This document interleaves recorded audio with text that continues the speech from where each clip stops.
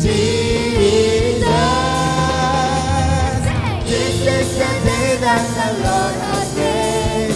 We will rejoice and be glad in it. This is the day that the Lord has made. We'll rejoice and be glad in it. We'll rejoice and be glad in it. This is the day that the Lord has made. We will rejoice and be glad in it. This is the day that the Lord has made. We'll rejoice and be glad in it. We'll rejoice and be glad in it. Hallelujah. Are you glad this morning, church? Amen. Amen. Come on, we're going to leave behind what happened yesterday. Yeah, because today is a new thing happening. Are you ready? We sing. Leave behind what happened yesterday, 'cause today there's a new thing happening. Behind what happened yesterday, 'cause today there's a new thing happening. Leave behind what happened yesterday, 'cause today there's a new thing happening. Leave behind what happened yesterday, 'cause today there's a new thing happening. Leave behind what happened yesterday, 'cause today there's a new thing happening. Leave behind what happened yesterday, 'cause today there's a new thing happening. This is the day that the Lord has made. We will rejoice and be glad in it. This is the day that the Lord has made. We'll rejoice and be glad in it.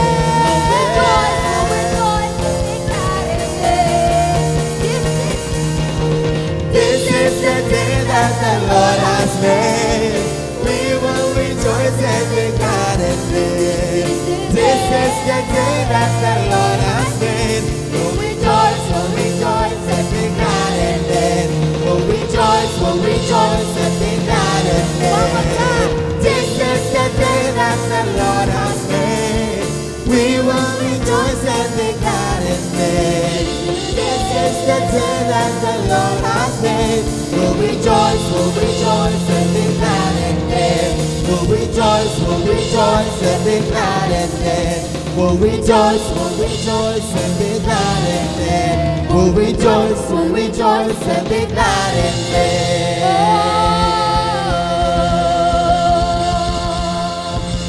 Hallelujah. We give our God one more time a clap of offering. Come on, church.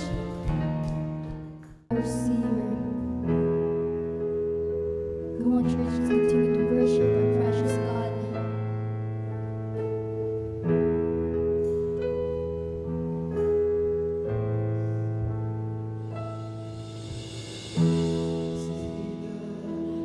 My soul,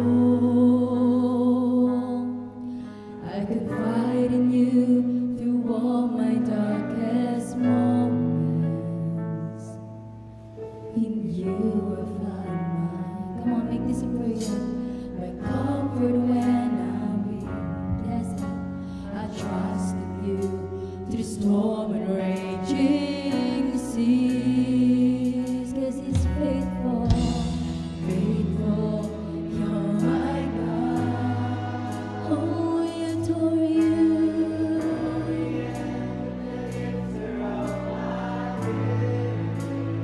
Yes, God. Your light, it fills my days. It leads me in your ways. Forever I surrender all to you. Sing, and I live to worship you. Say His name, my Jesus, you're the only one for me. Nothing will ever take your place, my precious Savior.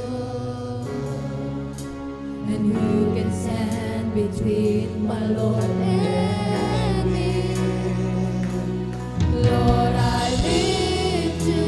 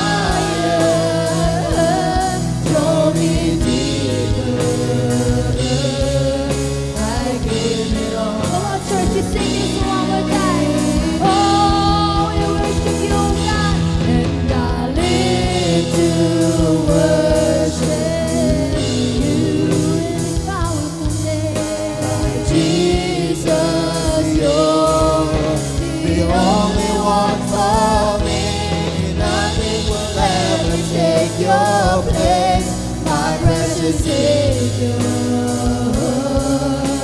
and who can stand between my Lord and me?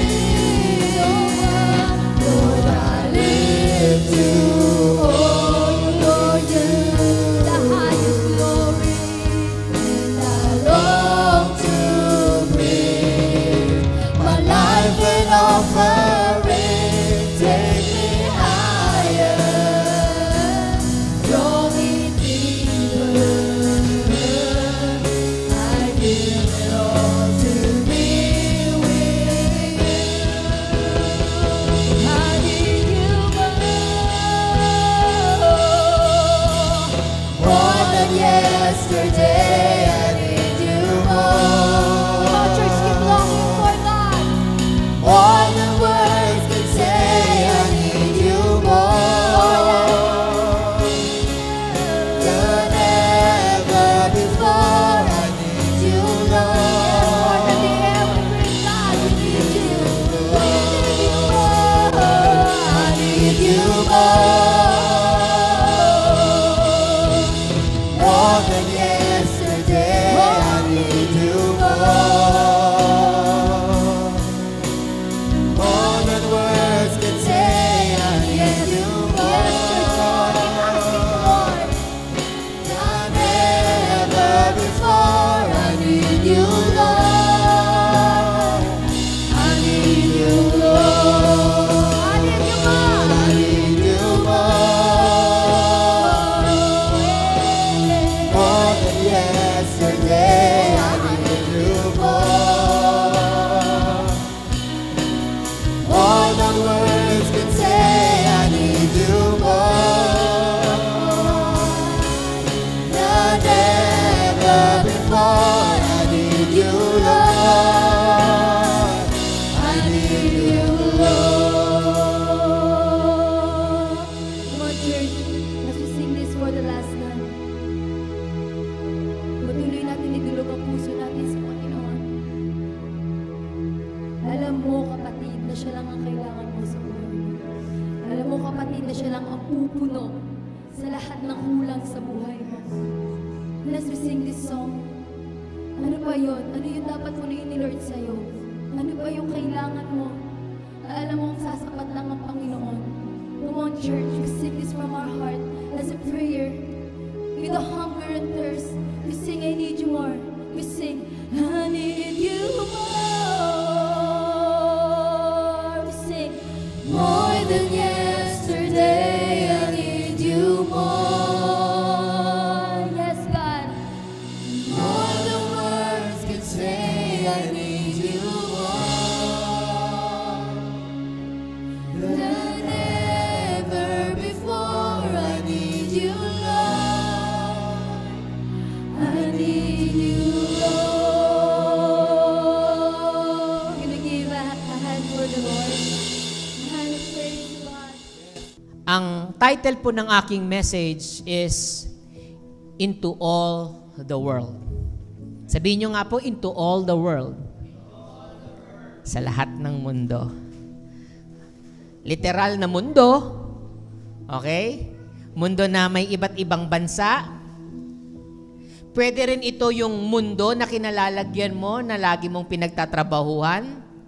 Or yung community mo, yung kapitbahay mo, yung barangay na kinabibilangan mo. At ang mundo kung saan lagi ka ay ang mundo ng iyong pamilya, sa iyong tahanan. At ito po ay pagbibigay ng awareness. Amen? Pag sinabing awareness, maging aware ka. Di ba? Parang nakadilat ka, aware.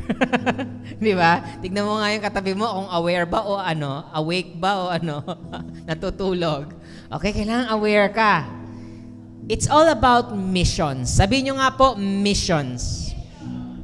Okay? Lahat po tayo may mission dito sa mundo. Amen? Dahil kung ikaw ay walang misyon, ang buhay mo ay walang direksyon. Wala kang pupuntahan. Kung ano lang yung nakikita mo sa mundo, kung ano lang yung uso, sumusunod ka lang. Pero kung ikaw ay mananampalataya, ikaw ay anak ng Diyos, meron kang misyon at may pinagagawa ang ating Diyos na misyon. Sabihin nyo nga ulit, misyon. Okay. Hindi yung consumption. Alright? So, missions work. Ito yung mga gawain patungkol sa ating iglesia, patungkol sa ating Panginoon. Okay? Missions work is all about reaching out and discipling the lost souls. Ang mission po ng ating Diyos ay i-reach out, ipakilala po. Amen? Ipakilala sa buong mundo, sa lahat ng napupuntahan mo or kung saan ka man, or yung mga taong nakikilala mo, ay maabot mo sila. Amen? At hindi lang abutin sila, yung mga hindi pa nakakakilala sa Panginoon or maaring nalayo na sa Panginoon, tumalikod na sa Panginoon, sila yung mga taong nire-reach out natin. Amen? At hindi lang yon, kapag ni-reach out natin, dinidisciple din natin sila. Bakit? Upang manatili sila sa kanilang pananampalataya. Kasi kapag nanatili sila, sila ay lumalago. Kaya imposibleng ang Kristiyano hindi lumago kung siya ay dinidisciple. Amen? Kaya napaka-importante po ang evangelism at discipleship. Magkasama po yan. Hindi mo pwedeng paghiwalayin. Kasi wala kang i-disciple kung wala kang i-evangelize. Tama ba? At walang mag-e-evangelize kung wala kang i-disciple. Kung wala kang iti-train para mag-evangelize din. Amen? Kaya, importante po yung dalawang yon. At yan po ang layunin at yan po yung gusto ng Diyos para sa atin. Yan yung general na mission na pinagagawa sa atin ng Diyos. Ano po yon? Reaching out and discipling the lost souls. Amen? Sabihin nyo nga po, reaching out. Okay? Lahat tayo may inaabot dito. Diba? Inaabot natin yung pangarap, inaabot natin yung mga gusto natin sa buhay, pero may gustong abutin ang Diyos. Walang iba kundi yung mga hindi pa nakakakilala sa Kanya. At walang gagawa nun kundi yung nakaranas at nakatanggap ng pagmamahal ng ating Panginoong Hesus. Amen? Sabi nga sa Matthew 28:19-20, go! Sabi nyo nga po, go! Pag sinabing go, galaw-galaw. Galaw-galaw. Ibig sabihin, hahakbang ka. Hindi yung go. Diba? Katulad po namin ni Pastora, nananahimik kami doon sa Makati, sa Metro Manila po. Pero sabi ng Lord, go! Lord, saan? Sa San Pedro. Hindi ko pa nga naririnig yung syudad na yun eh. Alam ko lang Laguna at saka Calamba. Yun lang alam ko sa Laguna, Calamba. Kasi andun yung Pansol.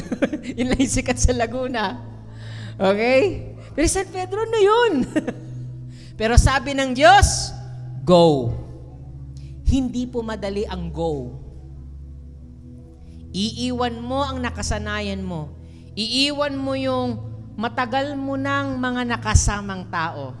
Mga kaibigan mo, para lang abutin ang mga tao na pinaaabot sa atin ng Diyos. Mahirap po ito. Yung unang salita pa lang na go, napakahirap po niyan.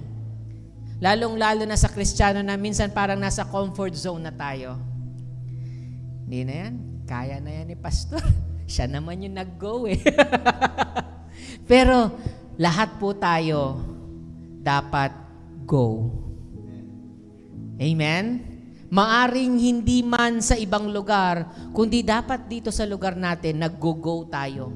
Anumang oportunidad, anumang sitwasyon, handa kang mag-go. Kapag nag-green light na, anak, sige, go. Go. Amen? Sabihin mo nga sa katabi mo, go. Baka mag-alisan kayo, ha? Sabi ni Pastor, go na eh. Alright?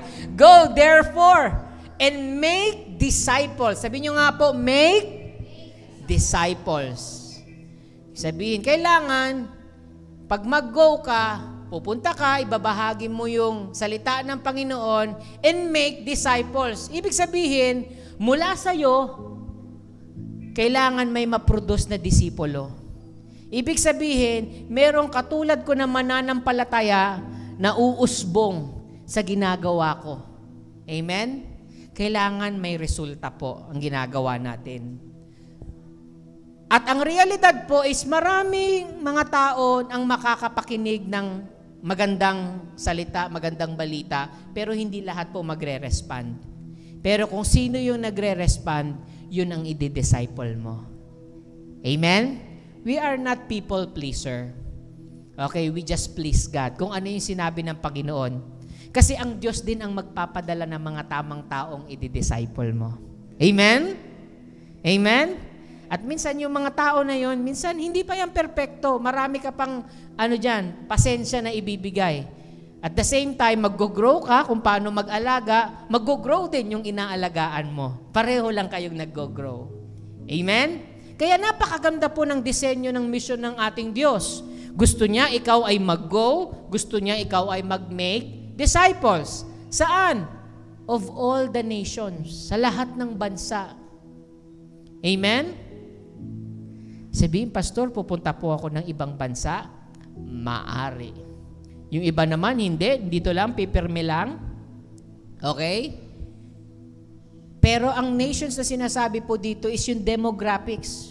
Hindi lamang yung kalahi mo, hindi lang yung pamilya mo, kundi yung ibang tao. Amen po ba? Pero hindi lamang doon nalilimitahan yung misyon ng ating Panginoong Hesus. Kasi gusto niya, pati mga ibang tao makakilala sa Kanya. Baptizing them in the name of the Father and of the Son and of the Holy Spirit. Paano natin sila i-disciple? Ibabaptize muna natin sila. Kasi kailangan natin mabago. Ibig sabihin ng baptize is they have to repent from their sins. Amen? At yung kanilang dating buhay ay kakalimutan na, ilulubog na nila kasama ng pagkamatay ng ating Panginoong Hesukristo at sila ay babangon na may bagong buhay, may bagong pag-asa. Sa pamamagitan ng ating Diyos Ama, Anak at Banal na Espiritu. Amen? Kaya Diyos ang magbabago sa tao. Amen? Kasangkapan lang tayo. Teaching them to observe all things that I have commanded you, and lo, I am with you always, even to the end of the age. Amen. Isipin mo yung pangako ng Diyos. Sabi ng Diyos, ikaw ay mag-go, ikaw ay mag-make disciple, i-baptize mo sila, turuan mo sila ng mga salita ko, turuan mo sila ng banal na salita ng Diyos. At ito yung sabi niya, kasi alam ng ating Panginoong Hesus na hindi madali ang misyon na pinagagawa ng Diyos. Kaya ang sabi niya, kapag ginagawa mo yung mga bagay na ito, I am with you always, even to the end of the age. Kasama mo ang Diyos sa pagmimisyon. Saan ka man magpunta, ang Diyos mismo ang kikilos. Ang Diyos mismo ang magbabago. Ang Diyos mismo ang magtutugon ng pangangailangan mo. Ang Diyos mismo ang magbibigay ng kalakasan sa iyo upang magampanan mo yung misyon na pinagagawa sa iyo ng Diyos. Amen? Kaya kapatid, kapag ikaw ay nagmimisyon, kumpleto ka. Sapat na ang ating Panginoon, sapat na ang ating Diyos na kasama natin sa pagmimisyon. Minsan kasi kapag walang pera, ayaw magmisyon. Di ba? Ay umuulan, saka na lang. Ayaw natin magmisyon. Ay walang budget. Kaya napaka-importante na aware tayo, teka lang, may pinagagawa ang Diyos. At yung gawain ng Diyos, hindi dapat nadidiktahan ng pera, hindi nadidiktahan ng panahon or ng mga sitwasyon. Kasi kapag sinabi sa'yo ng Diyos ng go, kailangan handa tayo. Amen? At marami pong kaparaanan ang Diyos para tayo po ay magmisyon. May mga outreach, kung ano-ano ang mga activity ng church natin. Meron po tayo, katulad nitong prison ministry. Inaabot po natin. At pinapaalala natin, inaabot natin sila para makakilala po sa Diyos. Amen? Kahit ang mga bata po sa mga barangay, inaabot natin. Kasi walang magtuturo sa kanila, walang magmamalasakit sa kanila. Ito po ay parte ng mga mission work po ng ating iglesia. At marami pa po tayong gagawin. Amen? Excited ba kayo na meron tayong aabuting mga tao? Ano po ang ating mandate? To make Jesus known to the unknown. Ipakilala ang ating Panginoong Jesus. Kaya nga po, ganoon na lamang po ang puso ni Pastora na minsan, yung pera niya kahit minsan, ano na po kami ay, ang tawag dito, wala na sa budget, pero binibigay namin yung best. Bakit? Naniniwala kami na may mission ang Diyos. Maaring kanta lang yan, maaring magbabayad ka. Yes, may effort. Ito po ang realidad ng mission. Meron po talagang pera na kasama. Pero hindi ang pera ang magdidikta para hindi ka makapag-mission. Pananampalataya ang kailangan mo para magampanan mo ang mission. Amen? Kasi kung merong proyekto ang Panginoon, merong pinagagawa ang Panginoon, at kung titignan mo, wala tayong pera, hindi natin magagawa yan. Matitigil ang gawain ng Diyos kung ganun ang ating attitude. Kaya nung tinawag po kami ni Pastora na mag-plant ng church dito, wala mo po kaming kapera-pera. Magkano lang po yung pera namin? May nagtatrabaho lang po ako. Yung trabaho ko po, sapat lamang po para sa pang-araw-araw namin po.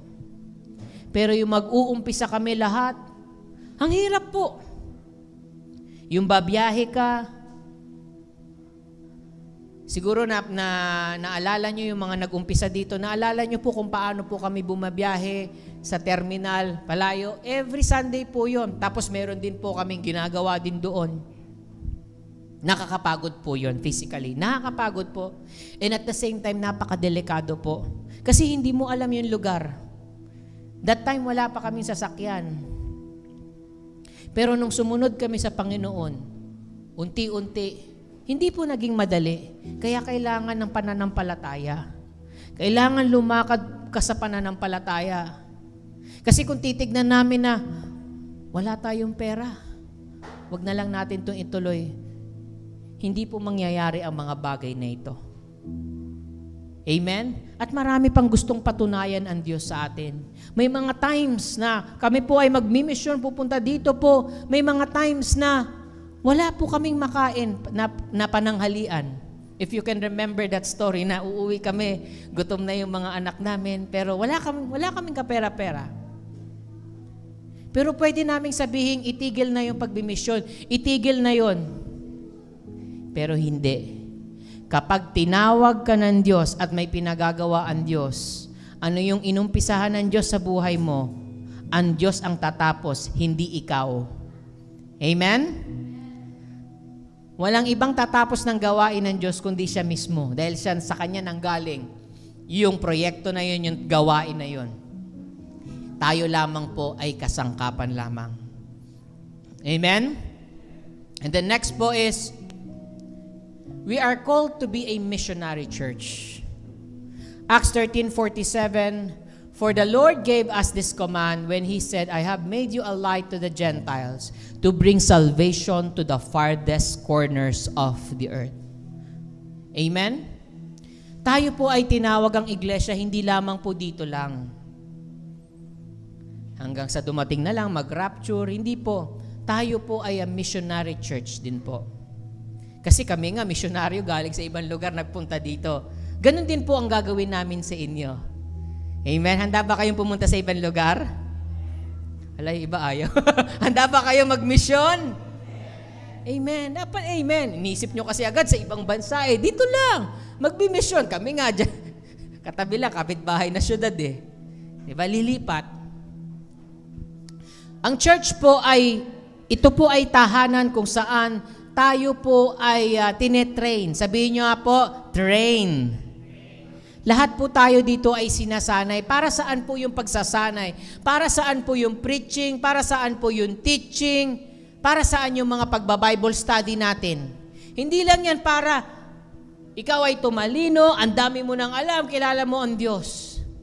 Kundi lahat ng kaalaman na yan ay mai-apply mo at magawa mo sa pagmimisyon mo sa Diyos. Amen? Yun ang purpose po ng pagsasanay. Kasi kapag ikaw sinasanay, isipin mo, sinasanay ka, tapos wala ka naman sinasaliang, ang katulad ng isang atleta, sinasanay siya. Di ba, nagtitrain siya, basketball, nagtitrain siya, ng dribble, ng pasa, takbo dito. Tapos dumating yung game, ayan na, competition na. Tapos hindi ka sinali, natapos na yung game, hindi ka man lang sinali. Anong mafe-feel mo? Madidismaya ka, di ba? Parang grabe, ang tagal ng training ko. Tapos ito sa competition, hindi man lang ako sinama, hindi man lang ako pinalaro, kahit man lang 5 seconds. Di ba? Lahat po ng sinasanay, katulad po sa pagbabasketball, lahat po ng sinasanay, merong nakareserba, merong mga yung talagang lalaban na first 5, para kapag sila ay napagod, ito namang mga reserba, magsasubstitute. Kasi kung ano yung ginawa nila sa training, gagawin din nila doon sa competition. At ganun din po sa church natin. Kung paano tayo sinasanay dito sa loob ng iglesia, kapatid, gagamitin mo yan sa labas, sa pagmimisyon. Amen?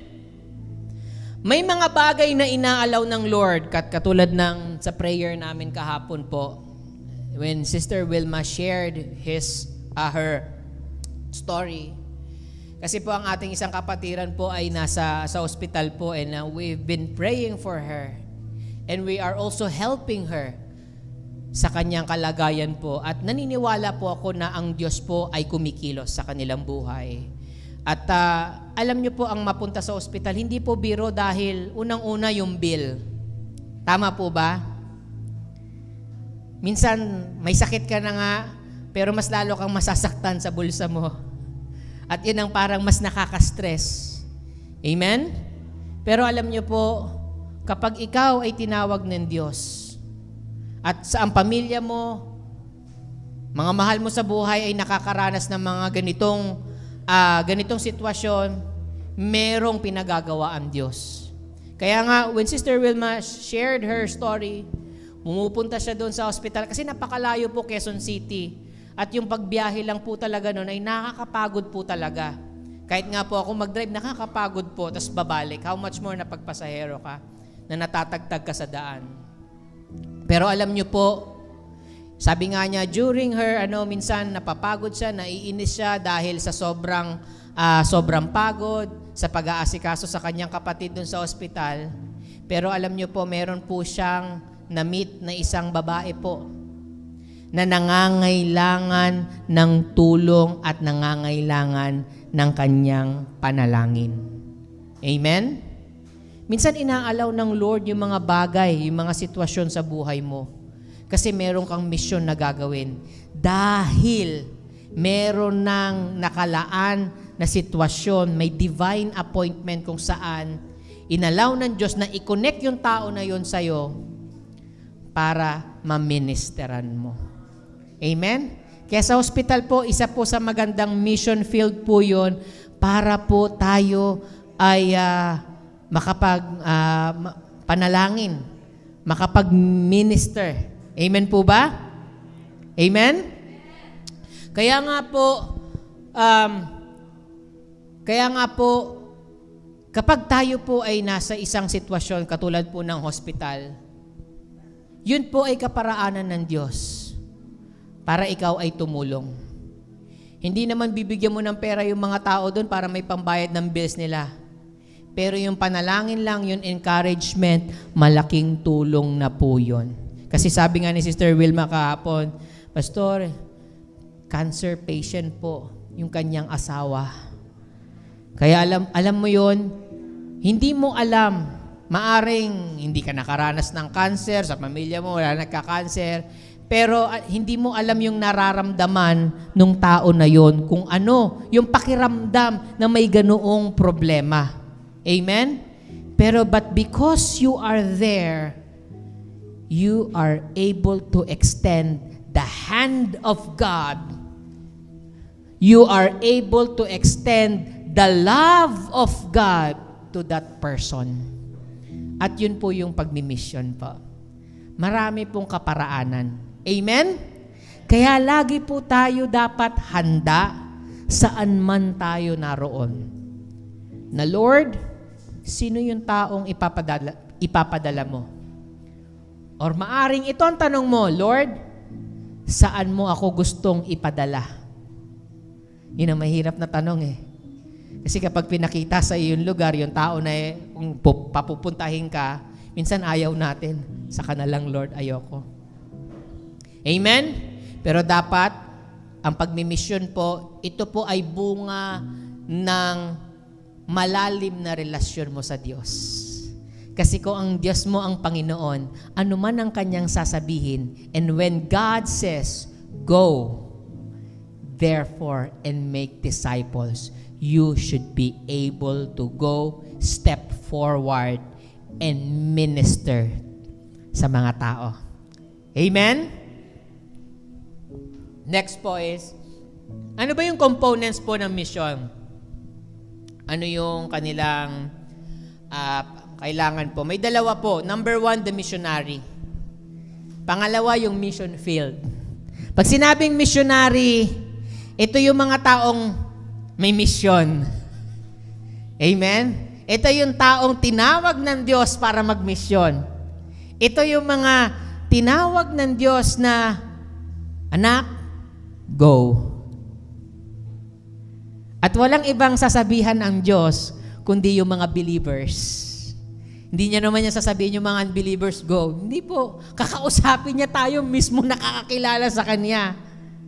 At kapag ikaw ay anak ng Diyos, ikaw ay misyonaryo. Amen? Sabihin niyo nga po, I am a missionary of God. You are a missionary. Amen? Excited ba kayo na missionary? Parang nalulungkot kayo na parang ayaw niyo maging missionary. Amen? Masaya po ang buhay ng misyonaryo po. Maraming hindi magaganda na sitwasyon, pero mas marami ang mabuti. Amen? At ang pangalawa na kailangan, kung may misyonaryo, syempre, merong kailangan pupuntahan yung misyonaryo. Yun yung mission field. Amen? Ito yung mga taong kailangan nating i-harvest. Ito yung mga tao na kailangan natin dalhin sa paanan ng Panginoon. Ito yung mga taong tuturuan natin. Amen? Kaya nga sa Matthew 9:36-38, sabi nga ni Jesus dito, but when He saw the multitudes, nakita niya napakadaming multitudes, ang daming tao, He was moved with compassion for them. Nagkaroon siya ng malasakit. Parang nadudurog yung puso niya na may pagmamahal. Because they were weary and scattered like sheep, having no shepherd. Nakikita niya yung mga tao na parang pagod. Kalat-kalat sila, hindi alam kung saan pupunta. Para silang mga tupa na walang nagpapastol sa kanila. Wala silang leader. Sipin mo yung mga tao, parang hindi alam, walang direksyon. Naawa ang ating Panginoong Hesus sa mga tao na nakarinig ng Kanyang salita pero hindi nila after na marinig yung Kanyang salita, saan sila pupunta? Anong gagawin nila? Anong next? Sino magtuturo sa kanila? Naawa ang ating Panginoon. Dahil pakalat-kalat, hindi nila alam saan sila pupunta. Kaya anong sabi niya sa mga disciples? Then He said to His disciples, the harvest truly is plentiful. Napakadami. But the laborers are few. Yung mga manggagawa ay kulang. Therefore, pray the Lord of the harvest to send out laborers into His harvest.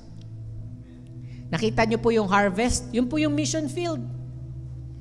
Nakita mo, siguro kung nakita mo Sister Wilma, di ba, sa ospital, naawa ka sa dami.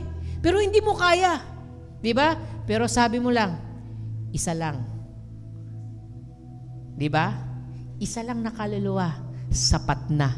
Libo-libong anghel na yun. Amen?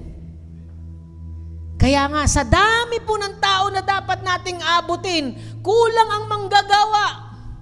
Kulang yung mga nagpapagal, kulang yung mga nagtatrabaho para sa Panginoon.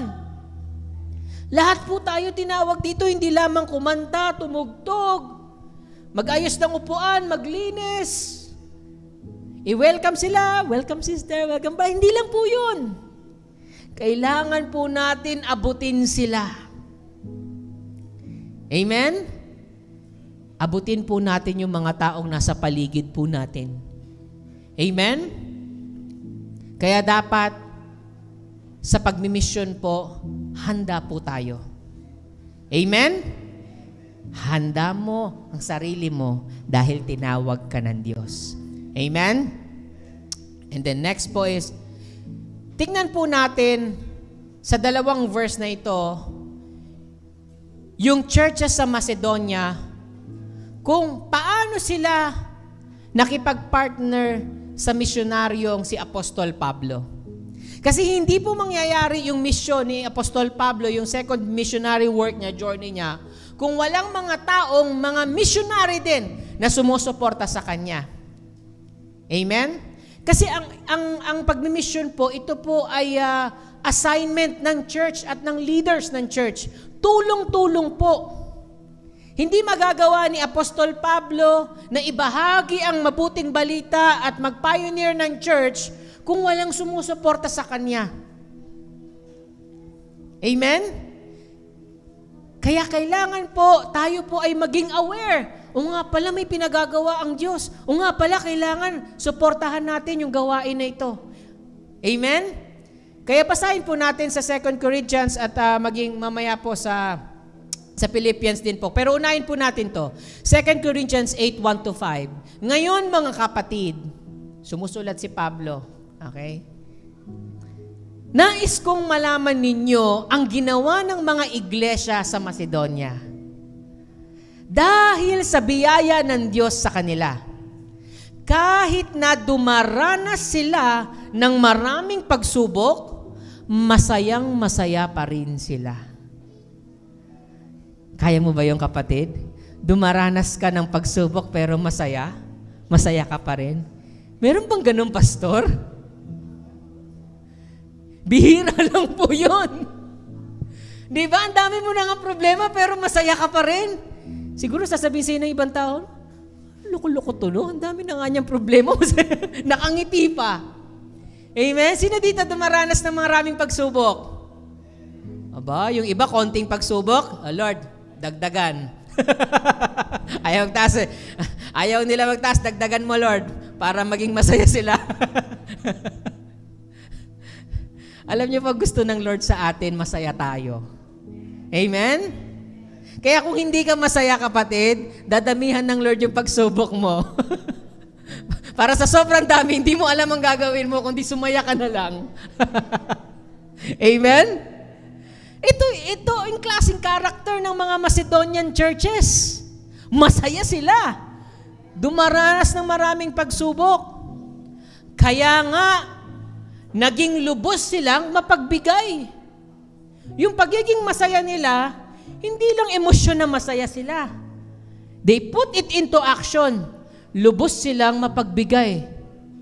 Dahil ang masayahing tao, mapagbigay na tao.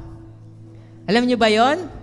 Kasi yung mga tao magagalitin, yung mga tao minsan ayaw magbigay kasi parang ang lungkot ng buhay, iba yung niya. Pero yung masayahing tao, yung masayahin yung niya, yung kanyang yung perspective, yun yung mga taong mapagbigay. Amen? Sa kabila ng kanilang matinding kahirapan. Marami nang ang pagsubok, masaya pa sila.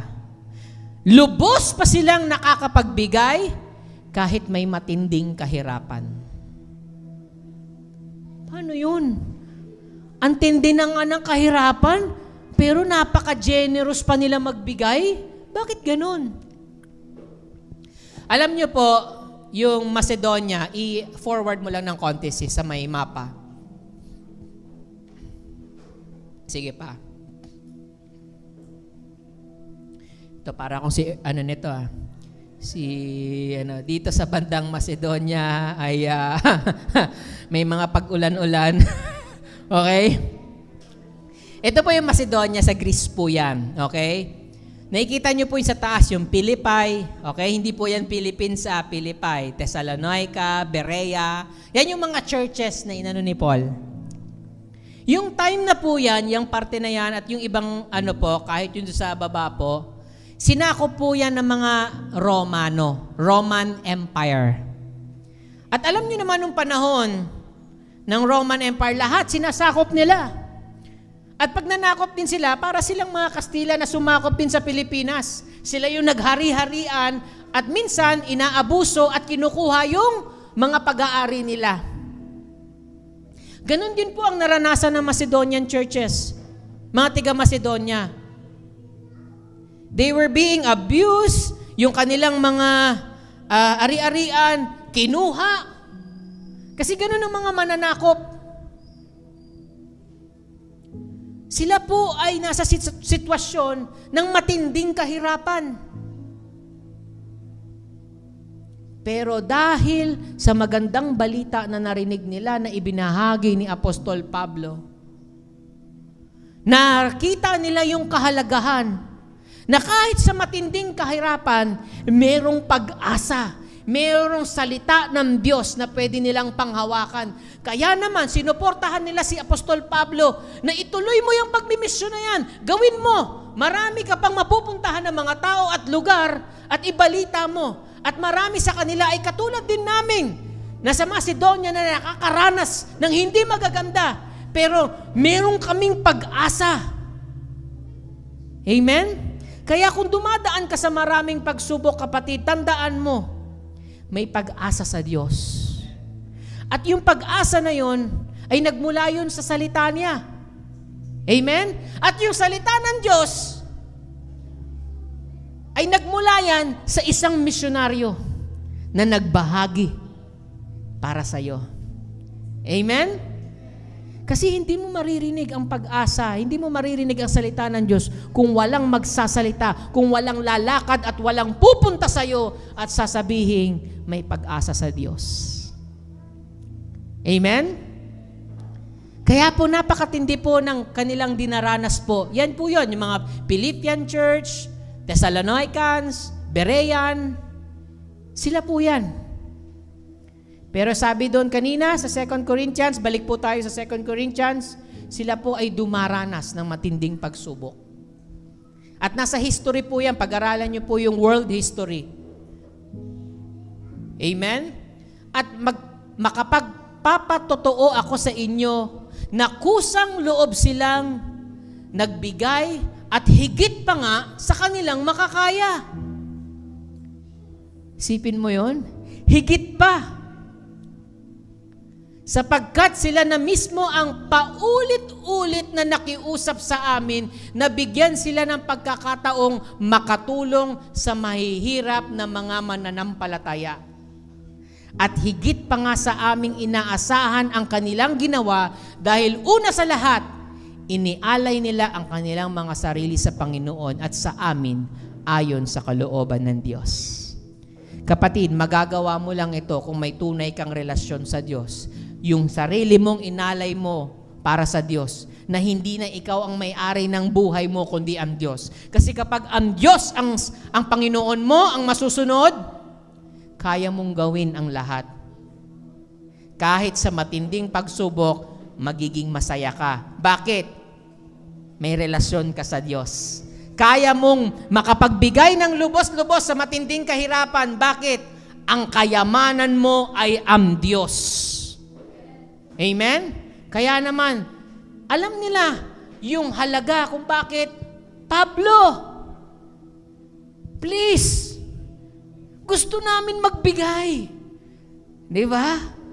Yun yung character na meron sila. Hayaan mo kami. Sinasabi kasi dito, nakikiusap. Di ba? Parang bihira lang minsan yung parang, Pastor. Pero actually, meron po sa mga experience namin na nagbibigay po, nakikiusap, Pastor, para po hindi na kapatid, pero hindi, Pastor. Bakit? Kasi nakita nila yung kahalagahan ng pagiging bahagi sa gawain ng Diyos. Punta tayo sa Filipos 4:15-19. Alam naman ninyo mga taga-Pilipos, na noong umalis ako sa Macedonia at nagsisimula pa lang sa pangangaral ng magandang balita, walang ibang iglesia na tumulong sa mga pangangailangan ko, kundi kayo lang. Sabi niya sa mga Philippian Church. Kahit noong nasa Thessalonica ako, ilang ulit din kayong nagpadala ng tulong sa akin. Sinasabi ko ito hindi dahil gusto ko makatanggap ulit ng tulong mula sa inyo, kundi dahil gusto kong makatanggap kayo ng mga gantimpala dahil sa kagandahang loob ninyo. Ngayon, dahil sa tulong na ipinadala nyo sa akin sa pamamagitan ni Epaphroditus, natugunan na ang mga pangangailangan ko at sobra pa nga. Ang tulong ninyo ay tulad ng mabangong handog sa Diyos na tinatanggap niya ng may kasiyahan. At dahil kayo'y na kay Kristo Jesus, ibibigay sa inyo ang aking Diyos ang lahat ng pangangailangan nyo mula sa kasaganaan ng kayamanan niya.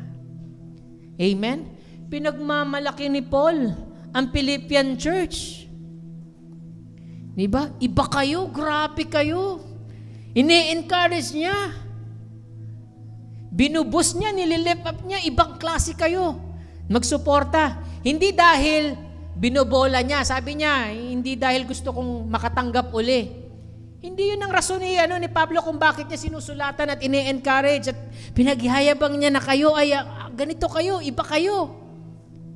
Hindi niya binobola ang Philippian Church. Kundi anong sabi niya? Na gusto niya na makatanggap sila ng gantimpala dahil sa kagandahang loob na ginagawa nila kay Pablo. Kaya kung ikaw, maaring hindi ikaw yung misyonaryo, pero ikaw yung bahagi na sumusuporta sa misyonaryo, alam mo ba na walang ibang pinapanalangin ang misyonaryo, kundi kayo ay pagpalain at gantimpalaan sa ginawa niyong kagandahang loob para sa kanila. Amen? May reward para doon sa mga nagbibigay at sumusuporta sa misyon. Amen? May gantimpala para sa mga tao na nakikibahagi sa gawain ng Diyos. Kaya ka pinagpapala ng Lord sa negosyo mo, kaya ka inaangat, pinopromote ng Lord sa iyong trabaho. Kasi gusto ng Diyos, may bahagi ang kanyang gawain. Amen? So that you are able to be part of His mission. At yun po yung magandang pagkakataon na tayo po ay maging bahagi sa pagmimisyon. Amen po ba? Alam niyo po, sa pamilya po namin, naalala ko mula nung bata po kami, ang aking mga magulang po, pati yung kanilang mga magkakapatid, hindi po sila nakatapos ng halos, lahat sila halos po, pero hindi naman, iba. Pero halos lahat po hindi nakatapos sa hirap ng buhay. Sinubukan, umangat yung kanilang trabaho, prinomote sila. Minsan dumarating sa point na sila ay pinagpapala ng sobra-sobra sa Diyos. Amen? At minsan napapatanong sila, saan kaya nila magandang i-invest ang pera? Alam niyo po ang natutunan ko sa mga magulang ko, sa mga tito ko, tita ko. Madali sila makapag-isip ng business. Ano kaya yung business? Pero isang bagay na hindi ko makakalimutan na lagi nilang ginagawa. Invest in the works of God. Mula bata po ako, ako po ay nagda-drums nang wala pong drums. Sa mahabang panahon, hindi po namin kayang bumili ng drums, ng magandang drums. Kaya ang ginawa ng tatay ko noon, dahil ang tatay ko kasi parang yung all around, yung bayabas, parang tinaga yung bayabas, doon sa mga sanga-sanga gumawa siya ng drums, ng ganon. Tapos nilagyan niya ng mga goma, yun po yung drums ko. Unan, tapos yung directory, yun lamang po. Pag nagpa-practice ako ganon. Tapos pagdating sa simbahan, parang iba, yung sasampa na ako. Kaya naman ang mga tito ko, nakita ko sa kanila, magi-invest tayo. pinagpala yung kanilang mga trabaho, mag-i-invest tayo sa mga bata, sa kanilang mga ministry, sa kanilang iglesia.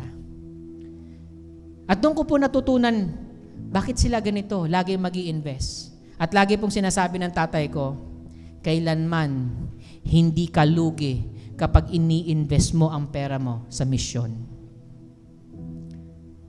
Marami po ang mga Kristiyano na pag nagkakapera, nag-iisip anong negosyo, minsan gusto yung mabilisan na interest, mabilisan na hindi muna nagtatanong sa Panginoon, or minsan hindi nga nag-i-invest sa gawain ng Panginoon. Mas inuuna pa yung mga paano kumita, interest na interest. Kaya sa kakahabol ng ganon, na-scam. At nakita ko po yun. Yung iba nga po, nabaliw po. Dahil sa sobrang laki ng ininvest na pera. Nakita ko po. Isa po namin dati nung karang kasama pa namin sa pag-worship lead. Bigla na lang po tumutugtog kami. Na, parang nabaliw po siya na binibilang niya na po yung mga langgam. Bakit po? Naano po sa negosyo? Na-scam po. Dapat ang mga mananampalataya ay marunong. Amen? Kung hindi mo alam saan i-invest, itanong mo sa Lord, Lord, saan ba magandang i-invest? Sasabihin ng Lord sa gawain niya. Meron po kaming ugali ni Pastora. Kapag meron kaming tinatrabaho at alam namin magkakaroon kami ng komisyon, magkakaroon kami ng pera, ang una kong laging tinatanong sa kanya, saang proyekto mo dadalhin yan sa Panginoon? Laging ganun ang isip namin. Bakit? Kasi madaling bumili pag nagkapera ka. Nabili ka na yung mga, wala ka, bili ako ng bagong cellphone, bili ako ng ganito. No. Inuuna namin kung ano yung pangangailangan ng iglesia, pangangailangan ng pagmimisyon. Hindi pa namin natatanggap, pero doon na. Kaya naman, naniniwala ko na tinitignan ng Diyos ang motibo ng mga puso natin. At kapag nalaman niya na ang mga bagay na ito ay dadalhin mo doon, sa tingin mo, ibibless ka ng Lord? Yes! Nakita niya na ang motibo mo ay para sa Kanya. Bakit hindi niya pagpapalain? Amen? Kaya the best investment that you can do or you can plant, walang iba kundi sa iglesia ng Panginoon. Bakit? Mga kaluluwa ang pinagwawagihan natin dito. What profits a man if he gains the whole world and yet loses his soul? Kinumpara ang kaluluwa ng tao sa kayamanan ng buong mundo. Kaya kung nag-i-invest ka sa gawain, nabibigyan natin ng pamasahe yung mga leader natin para makarating doon, para mapuntahan dito, para matulungan si sister na ganito nangangailangan. Hindi mo alam na mayroong kaluluwang natutulungan, kapatid. Sobra pa. Yung bumalik kesa doon sa itinanim mo, bakit? Kaluluwa yun eh. At yun ang gusto ng Diyos. Yung buhay na nabago. Amen? Kaya walang talo, kapatid, kapag nag-i-invest tayo. Amen? Hallelujah. Next po. Sige po, next. Significant character ng missionary. Nakita natin sa kanila, sa mga Philippian church, sa Macedonian churches, joyful amid difficulties. Amen? Masayahin sila. Tignan mo yung katabi mo. Di ba? Ang saya-saya niya, no? Ayan. Pag hindi nakakangiti, ibig sabihin, ang tindi ng problema niyan. Kailangan lang dagdagan. Lord, dagdagan mo na lang para maging joyful. Ano pa ang karakter ng mga missionary na nakita natin sa mga partners na to? They are generous, mapagbigay amidst extreme poverty. Di ba? Wala naman tayo sa extreme poverty. Nasa extreme poverty tayo. Tinignan ko po yung yung index ng na minsan nakakalungkot sa tinitignan mo eh. Yung index ng kung poverty ka, middle income, ganon. Tinitignan ko yung sahod ko dati. Sabi ko, nasa lang pala ako? Parang lower middle income. Ganon. Malapit na ako sa poverty. Sabi ko, may presento ako.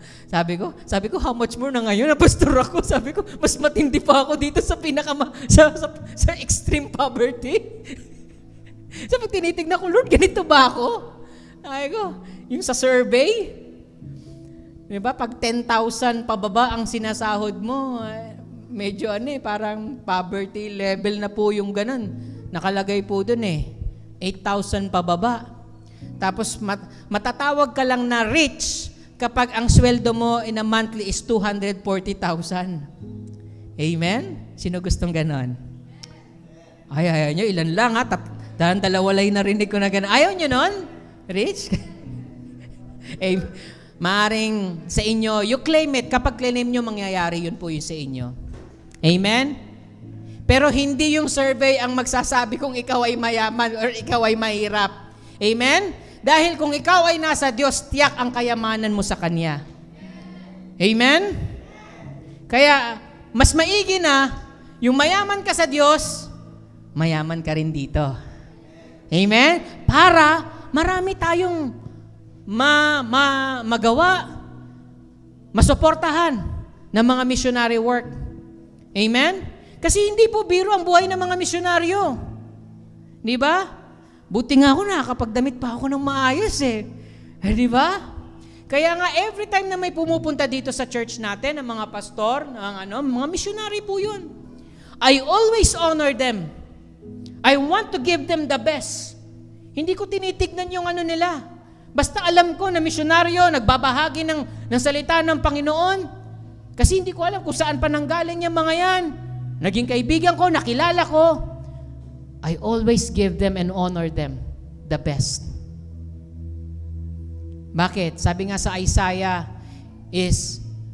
basahin po natin. Isaiah 52 verse 7, sabi, how beautiful on the mountains are the feet of those who bring good news, who proclaim peace, who bring good tidings, who proclaim salvation, who say to Zion, your God reigns. Napakaganda daw ng mga paa na nagbabahagi ng mga mabuting balita. Kahit pumupunta pa yan sa bundok-bundok, ilang ilog, sabi ng Diyos sa kanila, how beautiful those feet. Amen? Kaya kapag may pinapadalang missionary dito, you honor them. Ngitian nyo naman sila. Kasi hindi nyo alam kung saan bundok pa sila nanggaling para lang makarating dito sa iglesia natin at ibahagi din yung salita ng Diyos at i-encourage tayo. Amen ba? Kasi ganoon din ang gagawin sa akin pag pumunta po ako sa ibang lugar po. Amen? Nung bata pa po ako, talagang naano na rin po ako sa missions. And even doon sa aking eskwelahan po, even if it's a Catholic church, kasi ang Catholic church, they are more into outreaches. Doon ko nakita po yung pagmamahal at doon din po na yung aking pagmamahal para sa mga bulag, sa mga may kapansanan. Marami po yan. Nung bata pa po ako, I was exposed so many things sa mga outreaches. And even sa mga churches outreaches. Pumunta po kami dati, naalala ko sa Samar, sa isang island. Napakadelikado po nun. Tapos lahat kami nakagano sa bangka. Tapos ang bilis-bilis ng bangka po. Kasi konting lang yan, tataob na po yun At pagdating namin dun sa isla, para kaming artista na hindi ko maintindihan. Dahil ang dami pong bata. Siguro parang yung lugar na yung factory ng mga bata. Sobrang dami po. Nakagano sila, nakasalubong sila sa amin. Sabi ko, wow. Lord, ang daming kaluluwa. Mga bata to. Ano na kaya sila ngayon? Siguro matatanda na yung mga yon ngayon. Kasing edad ko na rin sila ngayon. Malalaki na rin sila. Pero dahil pinuntahan at binahagihan ng salita ng Diyos, may mga tao na nabago ang buhay. Amen?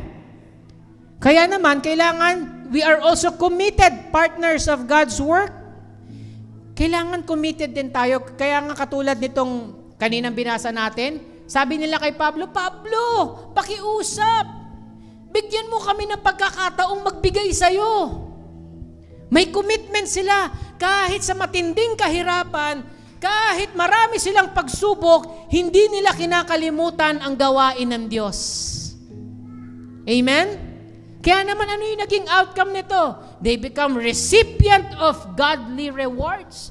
Gantimpala na nagmumula sa Diyos. At yung kanilang gifts, they are sweet, smelling aroma and acceptable sacrifice, well-pleasing to God. Kaya kapag nagbibigay ka para sa misyon, katanggap-tanggap yun sa Diyos. Mabangong hangyo.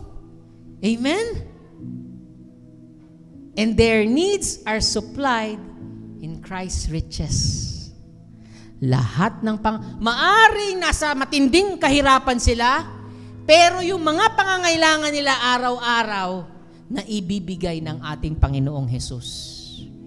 Kaya hindi ako naniniwala na ang mga misyonaryo, ang mga mananampalataya, nakabahagi sa gawain ng Diyos, lahat sila ay laging natutugunan ang kanilang mga pangangailangan. Amen? Kaya hindi ako maniniwala na sila ay magkukulang dahil ang mga kabahagi sa gawain ng Diyos, sila ay laging tinutugunan ng Diyos sa kanilang mga pangangailangan. Amen? Gaya ng binasa natin kanina. And then next, so ano yung 4 na mission fields? Sino itong mga to? Family natin, community, nation, and the wider world. Mag-umpisa ka, kapatid, sa pamilya mo. Meron kang mga kamag-anak na dapat mong pinupuntahan, na dapat mong binabahagihan ng salita ng Diyos. May pinagdadaanan ng kamag-anak mo. Amen? Ba't parang ayaw nyo sa pamilya nyo? Amen ba? Sino dito ang pupuntahan niya yung kanyang mga kamag-anak at pamilya? Hindi pwedeng kayo-kayo lang ang makakilala sa Panginoon. Hindi pwedeng tayo-tayo lang ang makakaranas ng pagmamahal at pagpapala ng Diyos. Dapat yung pamilya din natin. Hindi natin hahayaan ang kaaway na nakawin sa atin ang pamilya natin. Hindi natin hahayain ang kaaway na nakawin sa atin. Yung mga mahal natin sa buhay, pagwagihan mo sila. Community. Yung pinagtatrabahuan mo, sa eskwelahan, mga kaibigan mo, kapitbahay mo. Sila ang mission field mo. The harvest is plenty. Nandyan lang sila. Inaantay ka lang talaga nila, kapatid. Ang ating bansa. Maawa tayo sa bansa. Ninanakaw ng ibang bansa ang ating bansa. At maraming mga taong hindi nakakakilala sa Diyos. Nangangailangan ng pag-asa. Marami pang mga Pilipino, though we are a Christian nation, and yet marami ang mga hindi mananampalataya. At ito pa ang masakit, marami ang mga tumalikod na sa pananampalataya. Kaya patuloy din dapat natin silang inaabot. And then the wider world, maging sa ibang bansa, abutin natin sila. Ito po ay layunin ng Diyos. Kasi nga ang ating Panginoong Hesus doon sa Nazareth, hindi siya pinaniniwalaan eh. Kung ayaw ng mga tao, bakit siya mag-stay doon sa kanyang misyon? Pupunta siya sa ibang lugar. Amen? Kapag hindi na naniniwala sa'yo, minsan kasi parang hindi maniniwala yung mga tao because they know you because of familiarity doon sa lugar. Then go sa ibang lugar, kapatid. Marami pang bayan, marami pang ibang lugar, maaring papuntahin ka sa ibang bansa. Kaya may mga kaibigan tayo sa ibang bansa. Alam niyo po, yung mga kaibigan natin sa ibang bansa ay kabahagi din po natin. They are also partnering with us here. At ganun din. Sila po ay bahagi din ng aking training po pagdating doon sa ibang bansa para ibahagi ang salita ng Panginoon. Amen po ba? And then the next thing is, who are the missionary partners? They are the goers. Yung laging nag-go-go. Amen?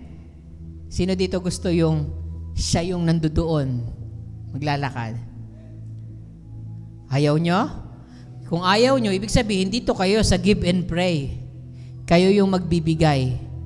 Kayo yung magpapadala. Yung go, sila yung ipapadala. Sila yung pupunta kung saan-saan. Kapag inutusan, you can be there. Amen? Pupunta tayo sa mga outreaches, magtuturo sa mga bata, kakanta ng mga pambata na songs.